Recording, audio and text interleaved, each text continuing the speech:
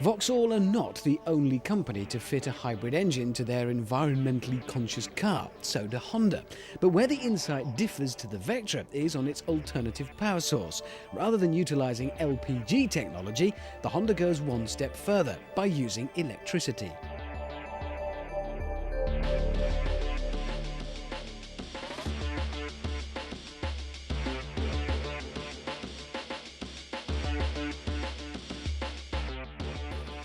Once you're inside its bizarrely aerodynamic shape, there's not a lot in the inside to tell you you're in anything that different. But there are a few clues. For a start, I seem to be sitting on the floor. It's an amazingly low height here. I don't know whether that's to give the impression I'm really sleek and aerodynamic. Maybe I should wear one of those hats that speed skiers wear. Or maybe not.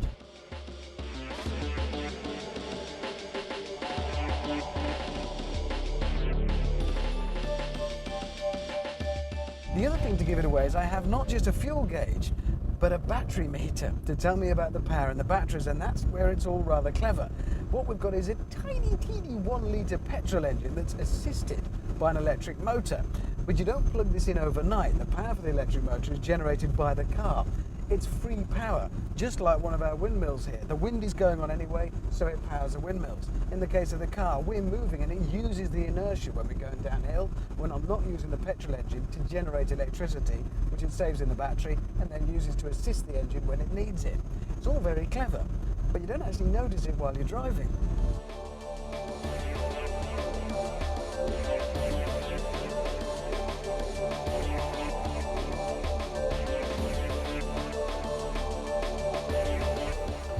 As a piece of technical wizardry, it is very, very clever.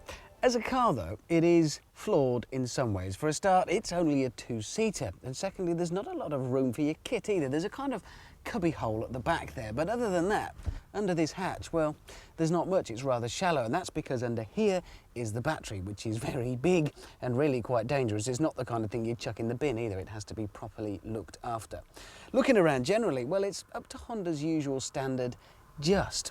And that's because a lot of the trim is a little bit flimsy, because Honda have worked very, very hard to keep the weight down so they can keep those incredible fuel consumption figures down as well.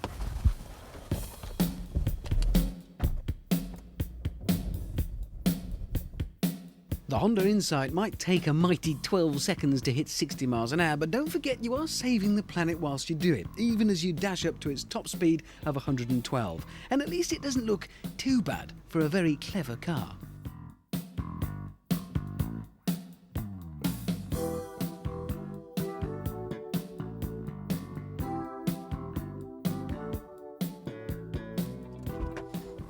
If you don't mind looking, well, a bit wacky, and not having a lot of room inside for your mates, it is surprisingly nippy around town, and of course it's got fantastic fuel economy. And you'll have the satisfaction of knowing that you're doing your bit to save the planet.